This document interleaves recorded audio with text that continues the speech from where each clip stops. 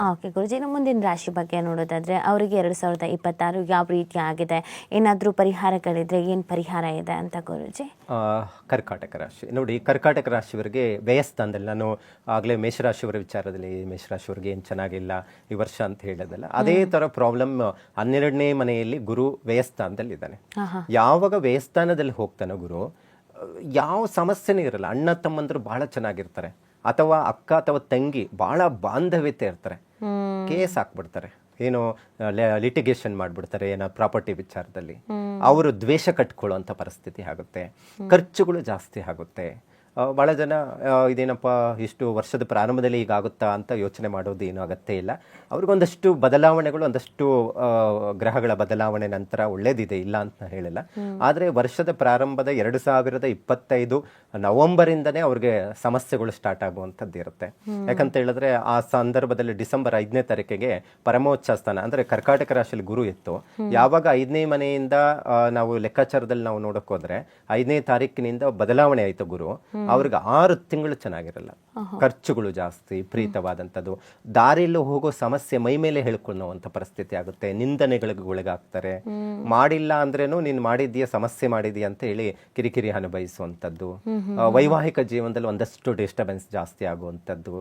ಇವೆಲ್ಲವನ್ನ ಎದುರಿಸಿ ಬರ್ತಾ ಇದ್ದಾಗ, ಒಂದಷ್ಟು ಜನ್ಮದಲ್ಲಿ ಗುರು ಬಂದಾಗ, ನಾನು ಯಾವಾಗಲೂ ಗುರು ಜನ್ಮದಲ್ಲಿ ಇದ್ದಾಗ ದುಃಖ, ಯೋಚನೆ, ಚಿಂತೆ ಅಂತ ಹೇಳಿದೆ. ಆದರೆ ಕರ್ಕಾಟಕ ರಾಶಿಯಲ್ಲಿ ಜನ್ಮದಲ್ಲಿ ಗುರು ಇದ್ರೆ ಒಳ್ಳೆ ಫಲಗಳನ್ನೇ ನಿರೀಕ್ಷೆ ಮಾಡ್ಬೋದು. ನಾನು ಕೋರ್ಟ್ ಕಚೇರಿ ಸಮಸ್ಯೆಗಳು ಇದ್ರೇನೋ ಬಗೆಹರಿಸ್ಕೊಂತಾರೆ. ಒಂದಷ್ಟು ಅಭಿವೃದ್ಧಿ ಕಾರ್ಯಗಳು ಆಗುವಂಥದ್ದಿರುತ್ತೆ. ಕೆಲಸದಲ್ಲಿ ಇಂಪ್ರೂವ್ಮೆಂಟ್ ಆಗುವಂಥ ಸಾಧ್ಯತೆ ಇರುತ್ತೆ. ಅದೇನೋದು ತಾತ್ಕಾಲಿಕವಾಗಿ ಅಷ್ಟೇ, ಒಂದು 4 ತಿಂಗಳು ಅವರಿಗೆ ಉತ್ತಮವಾದಂಥ ಫಲಗಳನ್ನು ಕೊಡುವಂಥದ್ದು ಇರುತ್ತೆ. ಮತ್ತು ಅದ ನಂತರ ಒಂದಷ್ಟು ಮಾರ್ಚ್ ಏಪ್ರಿಲ್ ತಿಂಗಳಲ್ಲಿ ಒಂದಷ್ಟು ಅಭಿವೃದ್ಧಿ ಕಾರ್ಯಕ್ರಮ, ಆಧ್ಯಾತ್ಮಿಕ ಬಗ್ಗೆ ಹೆಚ್ಚು ಗಮನ ಕೊಡುವಂಥದ್ದು ಇರುತ್ತೆ. ಮತ್ತು ಅದರ ಜೊತೆಗೆ ಹೆಚ್ಚು ಇನ್ವೆಸ್ಟ್ಮೆಂಟ್ ಮಾಡುವಂಥದ್ದು ಏನಾದರೂ ಇದ್ದರೆ ಅದರಲ್ಲೂ ಒಳ್ಳೆಯ ಲಾಭಗಳನ್ನು ನಿರೀಕ್ಷೆಯನ್ನು ಮಾಡಬಹುದು. ಅದು ತಾತ್ಕಾಲಿಕವಾಗಿ ಹೆಚ್ಚು ಅನುಕೂಲ ಆಗುವಂಥ ಸಾಧ್ಯತೆ ಇರುತ್ತೆ. ಅಕ್ಟೋಬರ್ ನಂತರ ಏನಾಗುತ್ತೆ, ದ್ವಿತೀಯ ಸ್ಥಾನಕ್ಕೆ ಹೋಗುವಂಥದ್ದು ಇರುತ್ತೆ.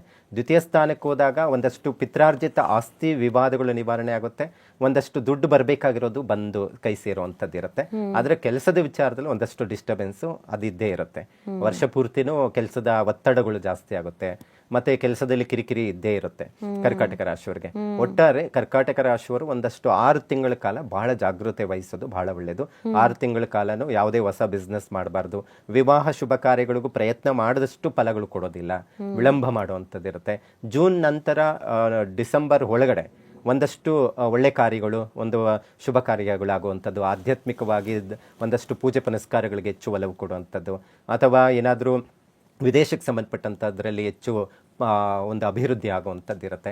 ಮತ್ತೆ ಏನಾದರೂ ಕರ್ಕಾಟಕ ರಾಶಿಯವರು ರಾಜಕೀಯದಲ್ಲಿ ಅಥವಾ ಸಿನಿಮಾ ಕ್ಷೇತ್ರದಲ್ಲಿ ಇದ್ದಾರೆ ಅಂತ ಹೇಳಿದ್ರೆ ಅವ್ರಿಗೆ ಒಳ್ಳೆ ಹೆಸರು ಬರುತ್ತೆ, ಒಳ್ಳೆ ಸ್ಥಾನಮಾನ ಪ್ರಾಪ್ತಿ ಆಗುವಂಥ ಸಾಧ್ಯತೆ ಇದೇ ಜೂನ್ ನಂತರ ಅಭಿವೃದ್ಧಿ ಕಂಡು ಬರುತ್ತೆ.